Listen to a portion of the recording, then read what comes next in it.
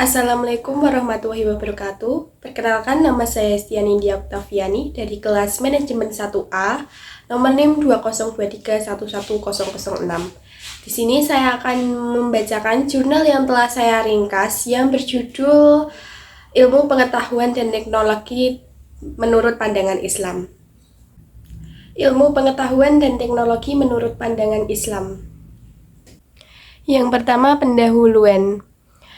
Peran Islam dalam perkembangan ilmu pengetahuan pada dasarnya ada dua. Yang pertama, menjadikan akidah Islam sebagai paradigma ilmu pengetahuan.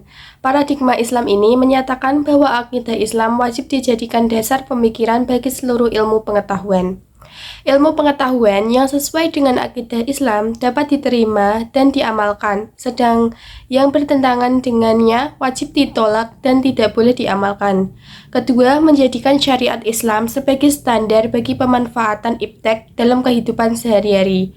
Umat Islam boleh memanfaatkan iptek jika telah dihalalkan oleh syariah Islam. Sebaliknya, jika suatu aspek iptek yang telah diharamkan oleh syariat, maka tidak boleh umat Islam untuk memanfaatkannya, walaupun menghasilkan manfaat yang sesaat untuk memenuhi kebutuhan manusia. Yang kedua, hasil dan pembahasan. Islam dan iptek berjalan seimbang dan selaras untuk menciptakan keilmuan dan peradaban manusia yang lebih baik dari sebelumnya. Pandangan Islam terhadap sains dan teknologi adalah bahwa Islam tidak pernah mengekang umatnya untuk maju dan modern. Justru, Islam sangat mendukung umatnya untuk melakukan penelitian dalam hal apapun, termasuk sains dan teknologi.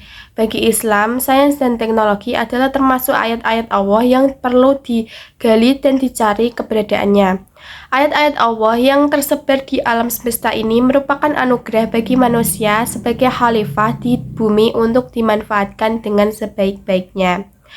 Kesejahteraan dan kemakmuran material yang dihasilkan oleh perkembangan iptek modern membuat orang lalu mengagumi dan meniru-niru gaya hidup peradaban barat tanpa dibarengi sikap kritis terhadap segala dampak negatif yang diakibatkannya. Pada dasarnya, kita hidup di dunia ini tidak lain hanya untuk beribadah kepada Allah Subhanahu wa Ta'ala. Sabda Rasulullah SAW, yaitu menuntut ilmu adalah sebuah kewajiban atas setiap muslim laki-laki dan perempuan. Ilmu adalah kehidupan Islam dan kehidupan keimanan.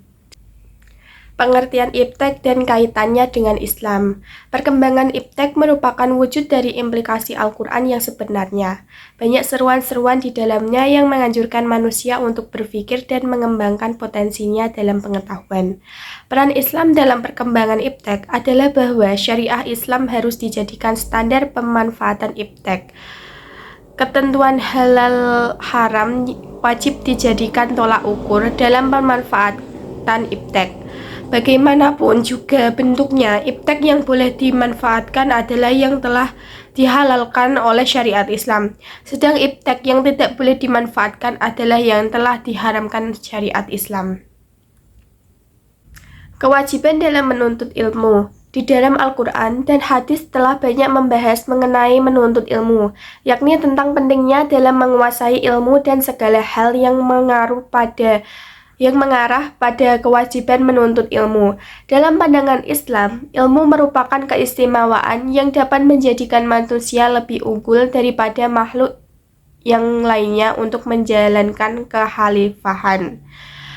Dalam Al-Quran dan hadis disebutkan secara berulang-ulang bahwasanya kedudukan umat Islam yang berilmu memiliki kedudukan yang tinggi.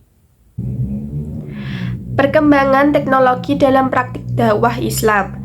Teknologi informasi menjadi salah satu pilar utama pembangunan peradaban manusia saat ini. Manfaat teknologi dalam mengembangkan dakwah Islam, berdakwah melalui media internet tergolong sangat mudah, praktis, dan potensial.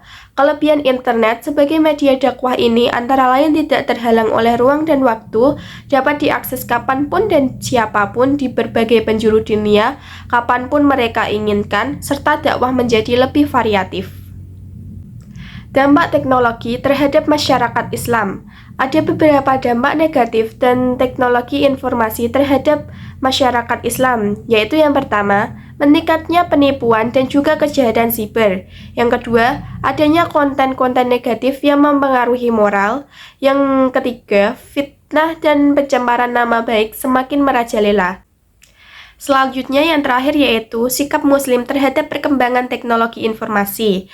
Sebagai umat Islam, tidak menganggap iptek sebagai cabang paling penting dalam pengetahuan seperti yang dilakukan sebagian banyak orang Eropa. Muslim menempatkan baik itu syariah atau ilmu pengetahuan dan teknologi sebagai sesuatu yang diperlukan untuk keselamatan masyarakat dan keduanya harus bergabung dalam hukum syariat. Sekian ringkasan jurnal telah saya bacakan. Mohon maaf apabila ada kesalahan dalam bertutur kata. Terima kasih. Wassalamualaikum warahmatullahi wabarakatuh.